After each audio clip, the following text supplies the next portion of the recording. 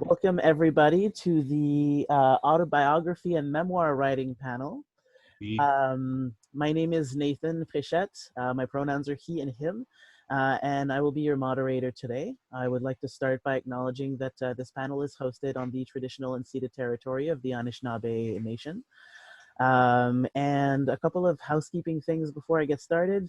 If you have any questions, please direct them to the Q&A because the chat sometimes moves really fast and things disappear. So make sure to use the Q&A function to ask your questions. I will be taking questions throughout the panel, so you don't have to wait until the end to ask your questions. Just ask them whenever they pop into your head. Don't forget to come and check out our awesome vendors room because all of our awesome panelists' books are there. I'm going to drop a link in the chat right now so you get to check it out. And if ever your questions don't get addressed or anything, you can always drop by our Discord server to continue the conversation. All right, so now I'm going to ask our panelists to introduce themselves. Lesley, why don't you start?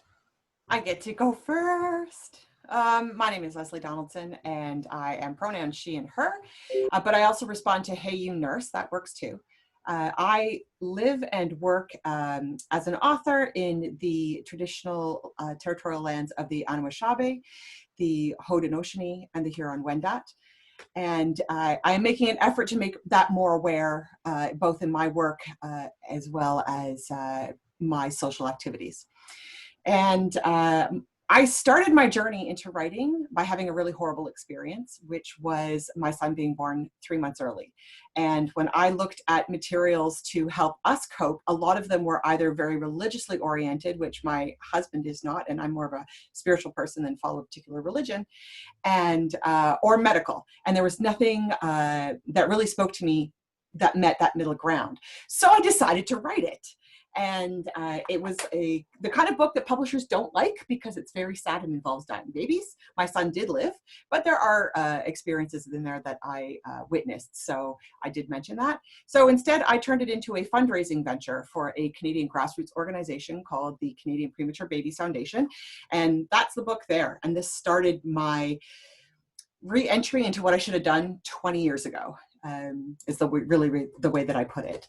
And as a result, I have worked very closely with this organization, and I hopefully have a big announcement coming up this year. So fingers crossed, we'll see what the big announcement is. But that's where my memoir stuff comes from. Thank you. Jamieson. Hi, I'm Jamieson Wolf. I've been a writer since forever. I figured I would try and be a professional writer, whatever that means, when I was 19, and have been really writing since then. I write many different genres, romance particularly, fantasy, all that kind of stuff. But I wrote a memoir because I was compelled to. In New Year's Eve day on 2012, I was literally struck with MS, what I later found out to be MS, multiple sclerosis. And it was a journey coming back to myself. I had to learn to walk again, speak again. I lost my sight, I went deaf. So really I had to find myself again. And I started writing like a little book of positivity, which is mainly my focus, how I get by. And then I realized that I couldn't just write about the positive side because that was like 30 pages. That's not a book. So I had to write the entire thing. And that's why I wrote my memoir, Little Yellow Magnet. So yeah, I'm really proud of it. And I hope it sparkles. Yeah. Thank you so much. Michele. Well, hi, everybody. My name is Michele Sabad. Some of you probably have seen me on Facebook as Stevie Sabad. I actually, my real name really is Michele. I went on Facebook with a different name because I had a career before I became a writer as an IT professional and a consultant. So I didn't want my two worlds to collide because they're so different. As for being a writer, well, I've been a reader way longer than I've been a writer. I've been a reader my whole life. And when I retired from the public service and as a consultant, I decided, well, you know, I always wanted to be a writer too. So I started writing. And as for why it's a memoir, it's weird that it's a memoir that I wrote for my first book, because I don't read memoirs and I don't have any tragedy in my life. I'm fairly normal, basic, ordinary, vanilla person. So, but people, you know, used to like to listen to my stories about when I grew up in the military.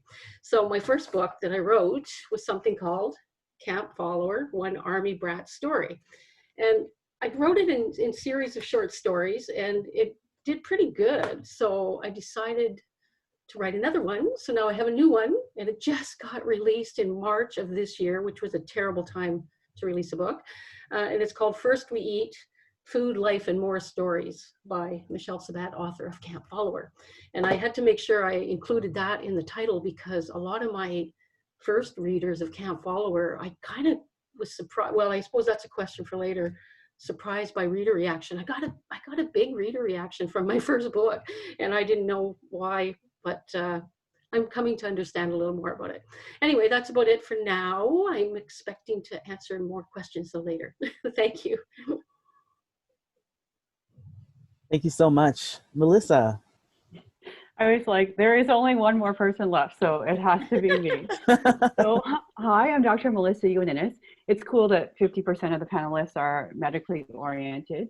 I'm an emergency physician and a writer. So for my memoir, I'm best known for, let me see if I can get this up here, The Most Unfeeling Doctor in the World and Other True Tales from the Emergency Room. And it's a collection of essays that were mostly first published in the Medical Post, and it hit the Amazon algorithms, which was great. So I can, in some ways, and terrible in other ways, so I can talk about that. And it's part of a whole series. So the other one that's out in print is 50 Shades of Grey's Anatomy. And those ones are more lighthearted and mostly fun, although obviously being in the emergency department, there's a lot of sadness as well. I live on the territory of the St. Lawrence Iroquois. Like Lesley, I have also written about grief and having children. So I've written about it in two different ways. So one of them is about pregnancy and infant loss, and it's called Your Baby is Safe. And I paired up with a very talented sculptor. She sculpts out of clay. And so with her pictures and my words, it just tells the story very simply of what it's like to lose a life that you really cared about. And then in a more longer form, sorry that all my stuff is quite dark looking on here, but it's called Buddhish. Might be easier to see on the side, but the idea is, I told my husband, I'm a little bit Buddhist. It's like Buddhist-ish. And he was like, it's Buddhish. So I was like, yes, that's exactly right, Buddhish. So I'm not affiliated with any organized religion really, but I do feel an affinity with the principles of Buddhism and the idea of trying to strike your own path and questioning it for yourself. So I explore all those things. So I'm really looking forward to talking about memoir with these talented authors today. Awesome. Thank you all so much. My first question was going to be to talk about your memoirs, but I guess you all did that already. Maybe I should. 2 for 1. Exactly. One of my first questions is, how did you pick what you were going to write about? How did you pick like the scope of your memoirs? And I'm going to start with Melissa, since you had to go last for the last question. I love that because, you know, my last name is Yuan-Innes, so it starts with a Y. So I'm always at the end of the alphabet, and it's so unfair. I love when people go in reverse alphabetical order. So thanks, Nathan. Well, as I said, in The Most Unfeeling Doctor in the World, because true stories. So people are always like, am I going to be in your next one? Am I going to be in your next one? And then they tell me stories that I wouldn't write about, you know? So I tell them it has to be really funny or really terrible. And otherwise, I'm probably not going to write about you. And so you can just relax and we can just work and it's cool. Don't worry about it. But it's funny, you know, things don't always strike me the same way they strike other people. For example, I wrote about we had a code white in our department, which means that somebody's out of control. And it's, you know, it's 2 a.m. Everybody's very excited. You don't have as much staff around. This is somebody that already came and threatened people's lives. So everyone's really on edge, and the police are here, and what are we going to do? And so I'm just like, okay, everybody, who's going to get the medication? Nurse is like, me. I'm like, on it. Okay, perfect. This is what I want. Okay, who's going to follow me into the room? So we just had a protocol of what we're going to do. And we went in there, and the guy didn't create a fuss. And so I could feel that the other people were really disappointed and actually were ready for a fight. I think Lesley probably knows what I'm talking about. But I wrote about how it's actually better for everyone, the patient and staff, if we can just keep it all very, very calm and nip it in the bud so we can just try and get through the night. So things obviously strike me as differently from other people, but I always like to reflect on it and just sort of say, an unexamined life is not necessarily not worth living, but it's not as interesting. You don't get as much flavor out of it. So I like to pick the episodes that punctuate the lives and try and make more of a story out of it.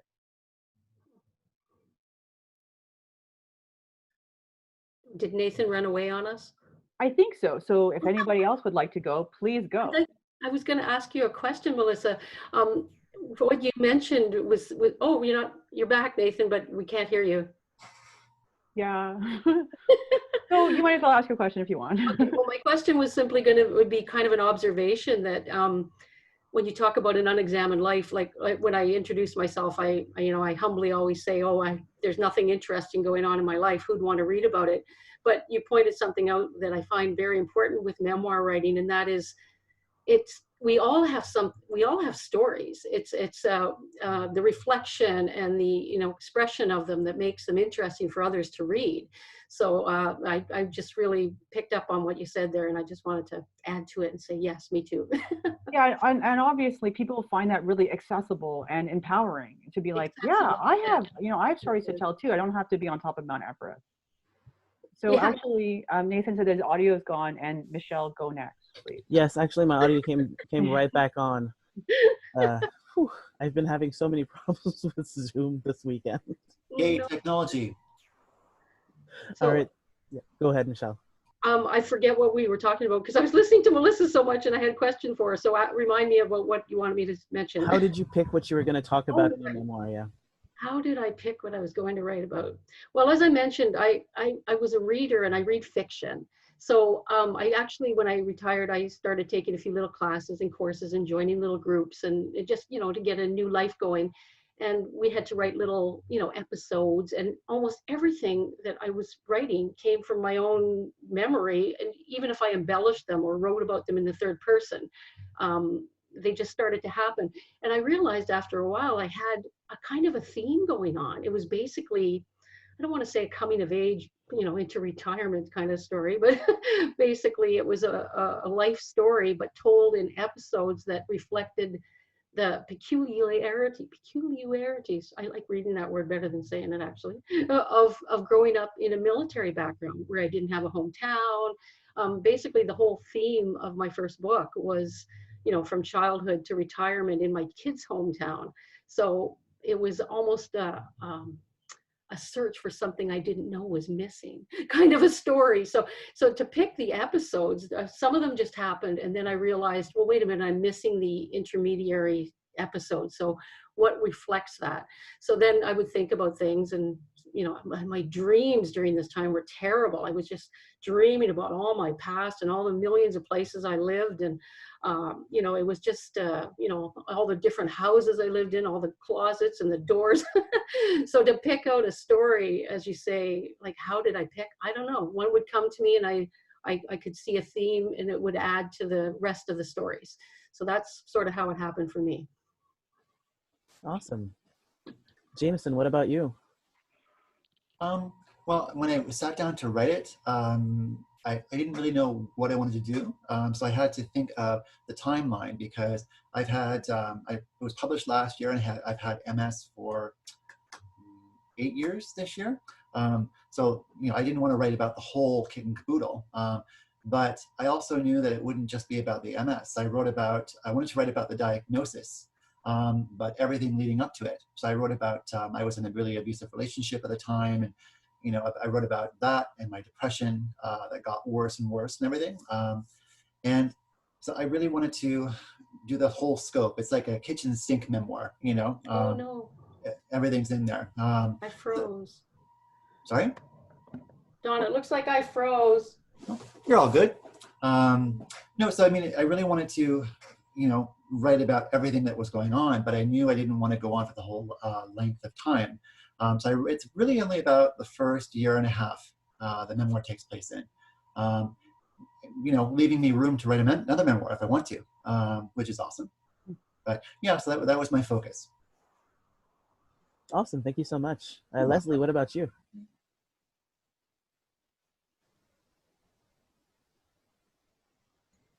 Unmute myself finally. Okay. My son was born in March, and we were 4.5 months in the hospital with him. And by September, he'd been through several brain surgeries. I was doing 2 episodes of physiotherapy with him every day. My life was very, very microscopic and very medical, and I needed to do something creative. And I had recently, at that point, learned about the 3-day novel contest. So I thought, you know what, I will write this in 3 days because I don't have to create a plot. I lived the plot. But I sort of fictionalized it and whatever. And now looking back on it, as far as a first-time hack job at writing a story, like it had huge holes in it. I created characters that disappeared, and I had tendinitis after the end of the 3 days and so on. But I used that essentially brain dump first draft and teased out the parts that were important. I went back to the journal that I was keeping at the time in the hospital and revisited some of the stories and the issues. And I worked with an editor as well to decide which were the stories that needed to be told, the moments, not stories, but the moments that needed to be told. And how do I bring people through this without feeling that same devastating loss every single day? Because as much as I wanted to write a story that shared feeling, because I want to validate to parents who are in this experience that feeling horrible is acceptable. I don't want to alienate people by only hammering with negativity and so on. So really, I had to take a step out of myself once I got all that out and look at it from an academic perspective with those highs and those lows. And we did, when I went looking for them, we did have them. So I might have you know what, we can't pull him off the ventilator today and it's been 8 weeks and all sad, crying and so on. And then the next moment I tell is about when we finally transfer him into a crib bed because he can get off the ventilator. And the first thing he does is poop and soil the linens, so you have to find those moments that make that story compelling to move onwards, but at the same time, give people a sense of relief while they're reading it. So really that's how I chose with this particular story, how to move forward. And I did not talk about every single little thing that happened, every single person that I met, but it just wouldn't have fit. It would have been too much. Fantasy novel size. For sure. This actually is a perfect segue. We just got a question from the audience from Nancy. How hard is it to recount the stories of your life? Do you fictionalize some parts in any way to fill in memory gaps or provide another point of view? Or do you only write in the first person? And I think we'll start with Michele. Oh, you're muted.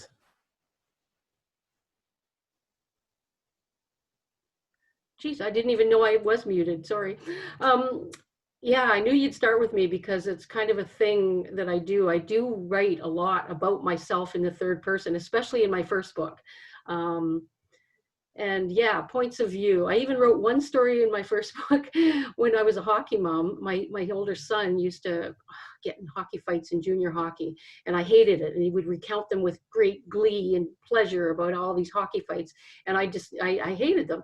So one time he called me from far away when he was living away, when he was playing junior hockey, called me from the hospital because he'd had a fight and he had to go get stitches. And he described it in gruesome detail, everything. And I was so disgusted But then I wrote the story from his perspective. I wrote about what he told me, what the guy said, and why they started a fight, and how he got the big scrape out of his forehead when he ripped off his helmet. Anyway, by the end of the story, I was laughing.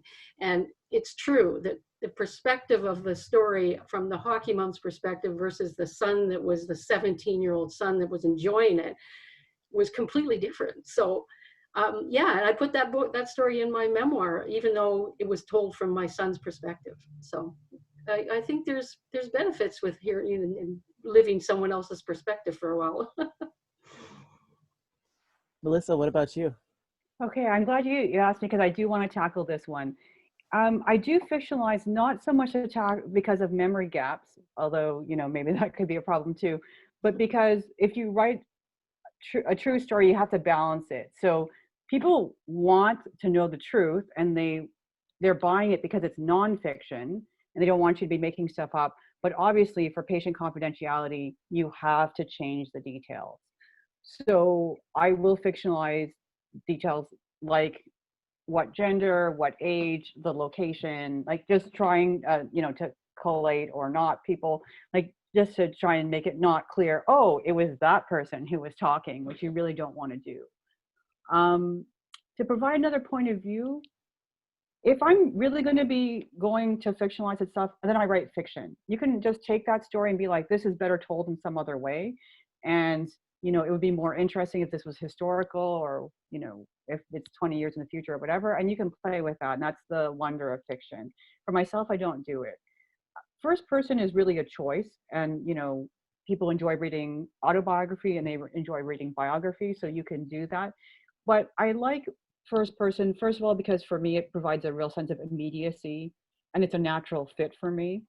And secondly, because it's a very intense experience for the reader, for them to really have your point of view.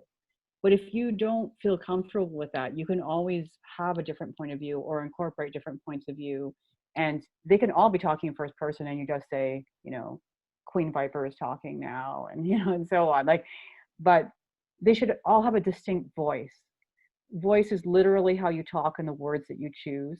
And everybody chooses them differently depending on your age and your education, your culture, and so on. So that's what makes it interesting. You should be able to not have that header and be able to tell who's talking there. And that's part of what makes it so interesting. Awesome, thank you. Lesley, what about you? I wanted this to be first person through my eyes because that's what I was looking for on the bookshelf that wasn't there. So it is very much that way. Like Melissa said, if there were people that I spoke about who I knew personally, I got their permission to write about them. I gave them the passage to read it over and give me permission to print as is. If there were people that I couldn't obtain that from, or it didn't make sense to obtain it from, in the sense of, you know, random person walking down the street, then I would change details, but not fictionalize to the extent of creative fiction to change the story. If something, particularly with what happened with us personally, if there was a diagnosis or a procedure or a something, I didn't change any of that. I didn't make it sound worse than it was to make this more gripping a story, because I didn't need to do that. Honestly, you have a child who weighs less than a pair of running shoes and has bleeding in their head. You don't need to fictionalize that, right? But the other thing that I did, and this was really, it came up in conversation with the woman that I was working with as an editor, is that I'm very comfortable with medical terminology, and she was the complete opposite. And what I did was I did almost like a progress chart and broke up the story as it went through with just list of statistics, because that was also my life, tracking all of this stuff. And it was very interesting to see that jarring, omniscient perspective right next to the human feeling, because sometimes that's really how we felt, that we had a not my child, there was a living thing in a box people were experimenting on. And so that almost became the translation, the metaphorical translation of what we were feeling inside the book itself. Thank you. Jamieson, what about you?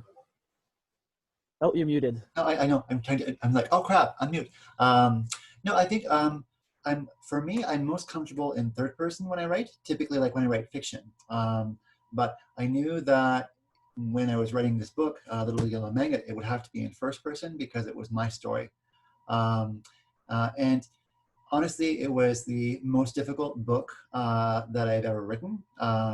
Took the most out of me to write. But because of that, it's, I think, my favorite book, or the most important book I've written, because it is my story. I didn't fictionalize anything. I did alter, well, one thing that comes to mind is I talk about the abusive relationship I was in.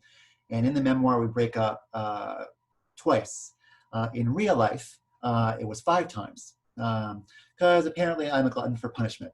But I figured I did what I wanted to do there for, break up with twice, because abusive relationships can do that. It's bad for you, but you go back. And the mental abuse was so awful. I believed everything he said. So I wanted to show that I went back and that I was strong enough to leave again. In real life, it took 5 times. In the book, it takes twice. And truthfully, I didn't talk about a few things that he did that were even worse that I didn't write about. I figured that there was enough pain in the book already. So not fictionalized, but altered, certainly. If I can just add on to that, with respect to fictionalizations, one of the examples that I use when I'm talking to people who want to write their own story and how to make it interesting for other people to read comes from the movie The Right Stuff. And they're talking about flying up into space. And I believe it was Alan Shepard who was in a bar, and he has a drink and he has a little souvenir shuttle that he drops into the drink at the end. And then of course I believe it was Shepard, and bad with names, so forgive me if I've got the wrong astronaut, but that particular astronaut, it's foreshadowing what happened to him in the ocean and losing his, not shuttle, but his brain dump. Oh my gosh, it's not working. My brain's not working this morning. You know what I mean? The coney thing that drops in the ocean. Really, I'm smart. But that's what I suggest to people, is to use those kind of creative elements around to tell the true story. Awesome, thank you. We got another great question here from Kat. How do you get over the, but am I actually interesting to read about thing? Did you experience those feelings during the writing process? Jamieson.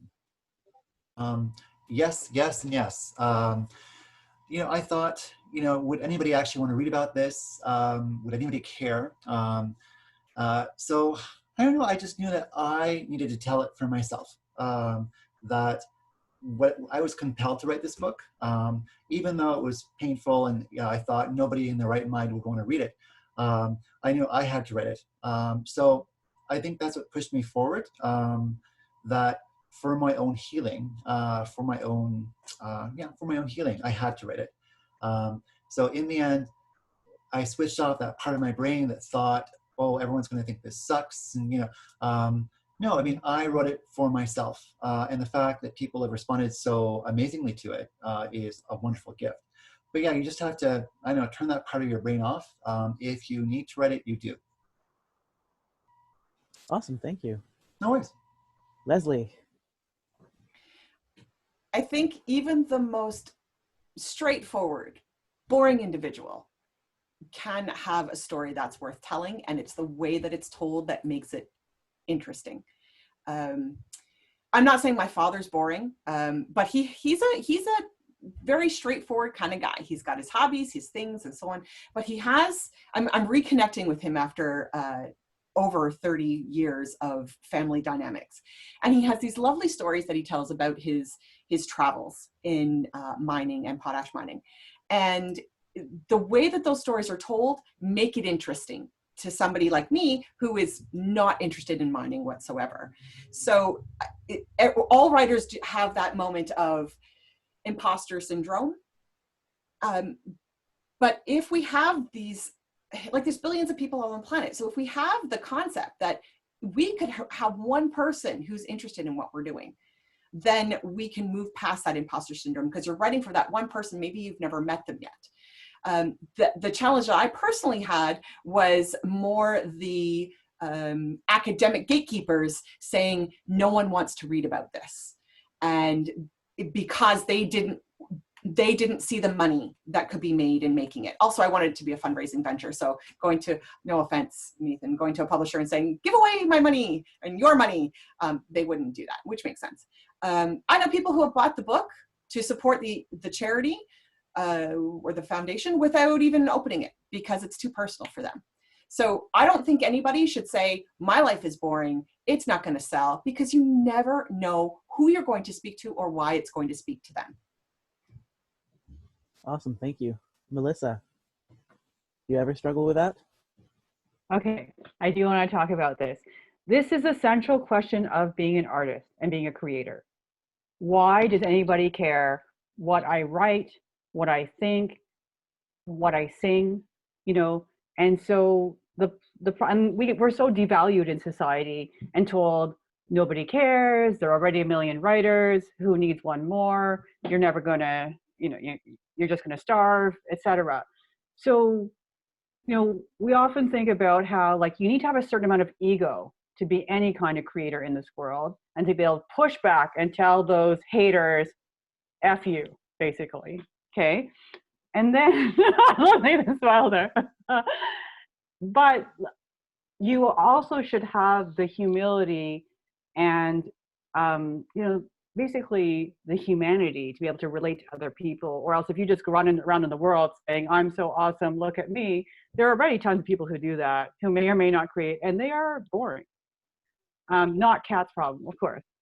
So I think in the end, you are just going to have to say, damn it, I'm important and I'm going to write this, or whatever medium you're using.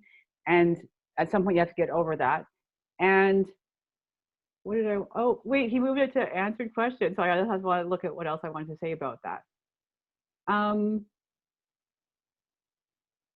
think also it can help just to think of it in terms of marketing sometimes. What I found liberating was that I looked at an article by Source Books, which is a small publisher mainly based in the US. And I looked at what they sold. And what they mainly sold was nonfiction. And when I looked into it, I found out that new readers are kind of scared of fiction. They're just like, there are so many bestsellers, I already know what I'm going to get if I buy John Grisham or Jim Butcher or whoever. Why should I pick up yours, which is your crappy novel? But if it's nonfiction, then if they're interested in the subject, they're more open to the topic by somebody they don't know. Because even if they don't know Nathan's name, for example, they know, well, I'm interested in, for example, I'm going to switch to Jamieson. I'm interested in MS, therefore I'm going to pick up this book. So you can get them that way. So if you just think, I am innately important and I should write this story, and then B, there's actually more people who are interested in it potentially than in fiction, then that can be very liberating. And of course, we all encourage you to do that. Could you repeat the name of that American publisher? Source Books. Okay, thank you. I think Michele. Yeah. Unmute, right. I'm kind of a little bit embarrassed to say this, but I wrote my memoirs as practice for writing fiction. I wrote these memoirs for myself. I did not expect or anticipate making any money off them. I didn't think that a lot of people would be interested. I did want to take them to my high school reunion at the base in Petawawa, and they did incredibly well there. And I had a lot of word of mouth, marketing done for me. And basically I was shocked at, and Melissa, what you just mentioned about, the market, I did not investigate the market. I was retired. I could do what I wanted. I'd saved enough money to do what I wanted to do with my life. And I wanted to write a book. And I'm a big reader. I read way more than I write. So I wrote this for myself, and I did not care what anybody said about it, because I did care. I shouldn't say that. The more I heard feedback from readers, the more I cared about my readers. I didn't at first. When I wrote this, I didn't write for the readers. I wrote it for myself. I wrote it for my close community of Facebook military brat friends, half of whom do not want to read it because, as I think Lesley pointed out, sorry, too painful, been there, done that, don't want to. I've been shocked and surprised by how many people outside of my community have been interested in it and enjoyed it. So I've learned a lot. I learned a lot from writing the first book, and my second book, I think, in fact, I think I cleaned it up a little bit. I hope it's progressed.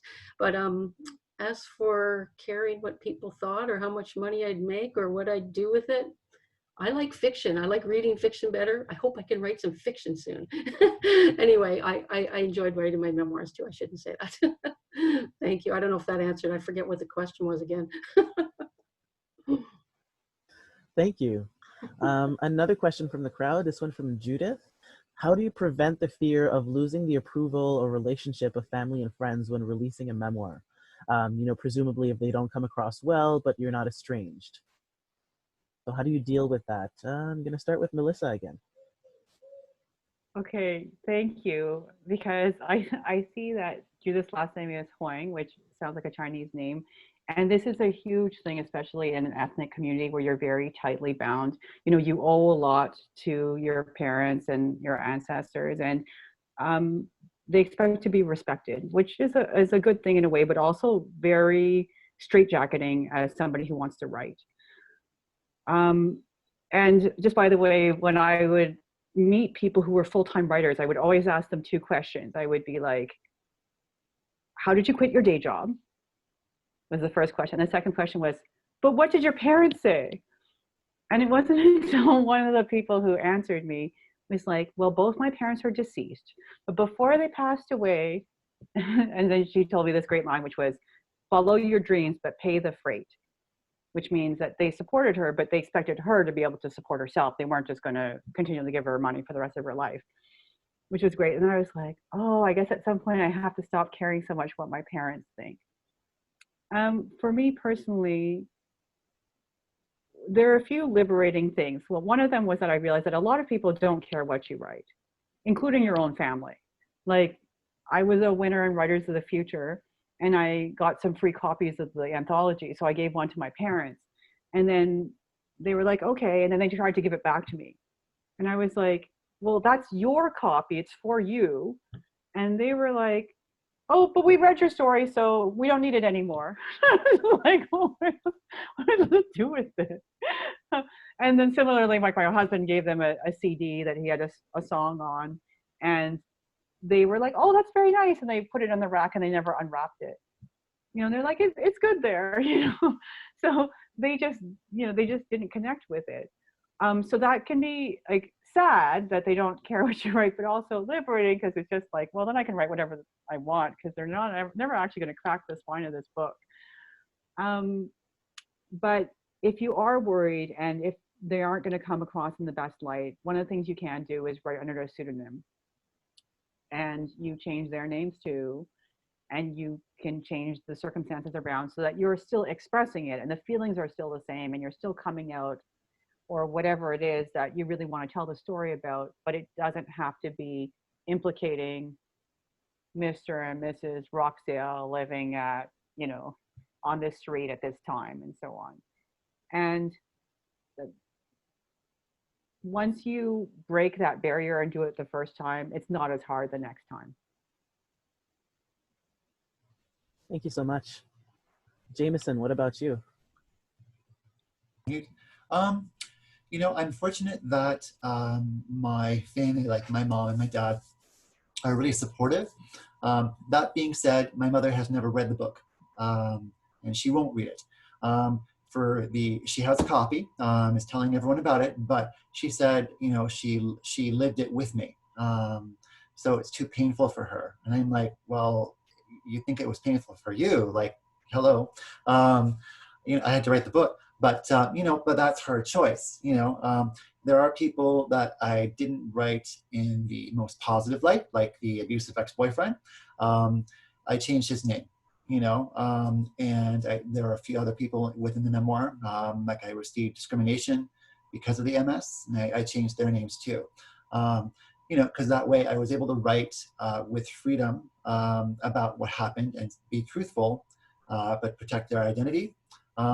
But you know, I'm fortunate that I have family and friends that, you know, want to read my book and want to read, you know, what I wrote about my life at that point. So I'm lucky that way. But just to add on to what Melissa said, you know, if you are concerned, you know, change their names, you know, that way you can still write in your voice, and write your story, but everyone's protected. Thank you. Lesley, what about you? I think if you're going to tell a story that is not about you on an island, then you have to be brave. And you have to be brave to either overcome your desire to burn everybody in your book, or be brave enough and have good legal counsel in order to burn everybody in your book. Does that make sense? There are legal implications for saying things about people that can be considered slanderous, and people can take you to task for it, and it can cause a lot of financial issues. So you have to be careful. You also have to be careful if you are describing somebody in a way that, even if you fictionalize them, that uses them to help promote the content of your book. There is a French fiction author who wrote a story with a character that looked really like Scarlett Johansson. And she took him to court for it because her rationale was her likeness sells the book, even though it was a fictitious character that fictitiously looked like. But because he referenced her in the book, therefore using her likeness, lost a lawsuit. And that's the kind of thing we have to be careful about when we're talking about other people. So as far as that's concerned, there's that legal thing. If you are writing for other people's approval, then I think there's something else going on, right? Because you need to write for your own approval first. Like Melissa said, you have to have that bit of ego that says, I'm good enough to do this. I'm talented enough to do this. My story is worth sharing. And there are people who will be interested in it. But if you're doing it to be vindictive to somebody, or if you're doing it because you know, you want everybody to know the truth when they're all against you, there's something else going on there. And maybe there's other ways to tell the story that don't put you in that very fragile situation of seeking external approval for what you've written. So you can write your story, and then you find your community through the writing community. If your family is not your writing community, if your family is not your supportive community. My husband read our book and he said, yep, that's pretty much the way it happened. And that was his only response, right?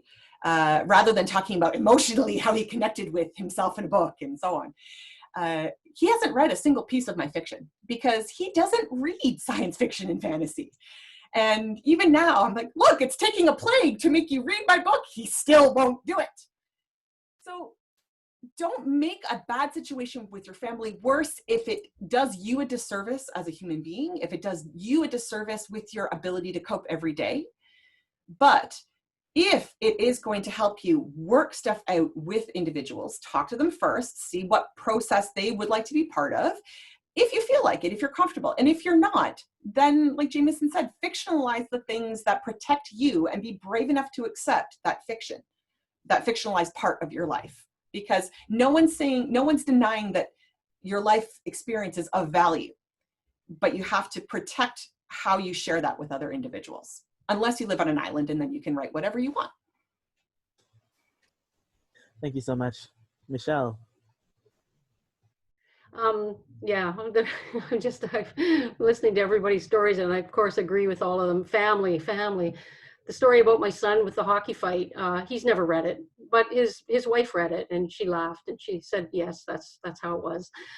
She was dating him at the time. She was only 17 then. The people in my book that I fictionalized, I didn't fictionalize any people that I recall. my brothers play a big role when I was growing up because I had like lots of brothers. Two of them were not very supportive. I mentioned it to all of them, and one of them for sure didn't want to read it, didn't care what I wrote, don't care. I changed his name. Another brother, I have not, we all have family things. Another brother, I just changed his name, didn't even talk to him.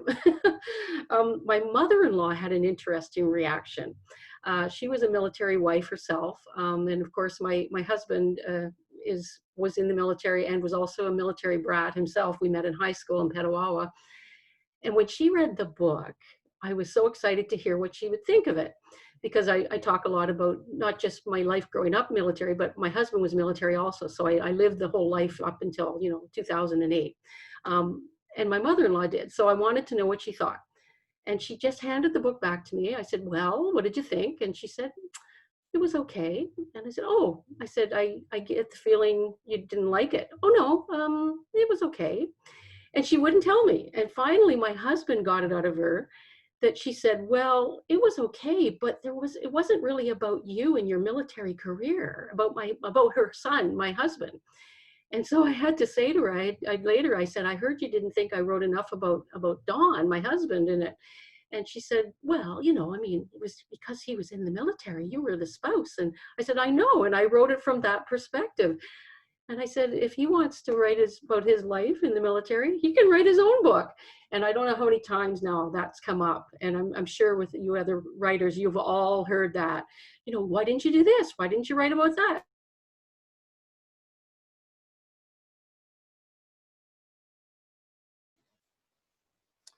I think we lost Michele.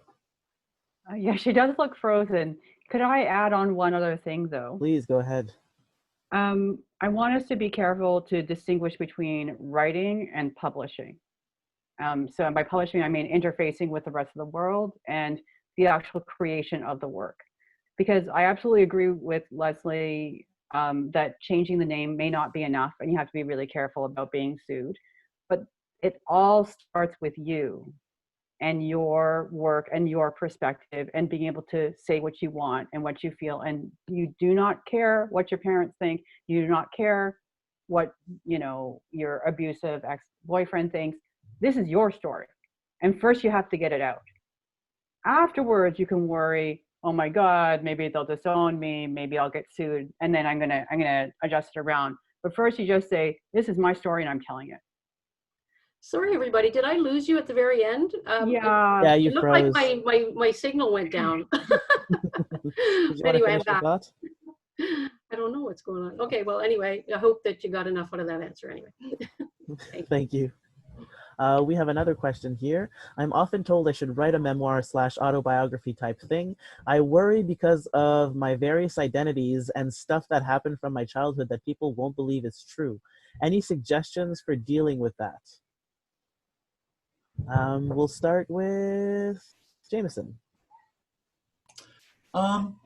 Actually, it's a very important question because I often think readers will probably read my book and think, oh, it's all crap. It's not true. But you kind of have to just write it anyway. It doesn't matter. Write it for yourself. It doesn't matter what anyone else thinks. It doesn't matter if everyone else thinks you're lying or you're full of crap. Write the story for yourself. It doesn't matter. You have to believe in your capability of writing it, and write from the heart. Write your truth. So kind of when you're writing it, don't think about what other people will think. Don't think about whether or not they think you're lying. Write it for yourself, and then cross that bridge when you get to it. If that makes sense. It does. Thank you, Melissa. Okay, I'm not muted. Perfect. So it's the confidence we talked about. So you write and you tell your story with authority. But also I'm going to share a tip from Tim Powers that I got at the Writers of the Future workshop, which was, he said, when you write fantasy and science fiction, you make the world as realistic as possible. So mine was about werewolves. My story was about werewolves at a bar. And he's like, I want to see the bar. I want to smell the beer. I want to feel the countertops and everything so that people are so immersed in it that when the werewolves come out, I believe in them. So you can use that same technique for memoir, that it's so realistic. Like, you know, they're on the bus with you, they see you trying to stuff the money into the box, and your heart beating because your mom's not there with you. And then they believe that you were 5 years old and you rode the bus. And in fact, a lot of memoirs have stuff that isn't necessarily so believable. If anybody read The Glass Castle by Jeanette Watterson or something, like W name anyway, it starts off with her trying to cook hot dogs when she was 3, I think it is, and then burning herself, and people were sucked right in. So it's okay to have a slightly different story. In fact, that might be your calling card, but just make sure that you tell the story extremely well. Thank you. Yes, Michele, go. It just reminded me that one of the first stories I told you that when I was writing these, I started them in little clips. And one of the first stories I wrote was I was 5 years old, and I remember when JFK was shot. And I talk about a scene where my mother jumped up from her morning cigarette and screamed. And the editor, it was for a piece from my writing class, and we were allowed to submit them to the U of Ottawa, whatever, the Leveler, that's the name of the paper, the Leveler. And she was just a university student. She got in touch with me to edit the piece, and she goes, I don't know, there's a part in there that's pretty unbelievable. I mean, did your mother really smoke in the house?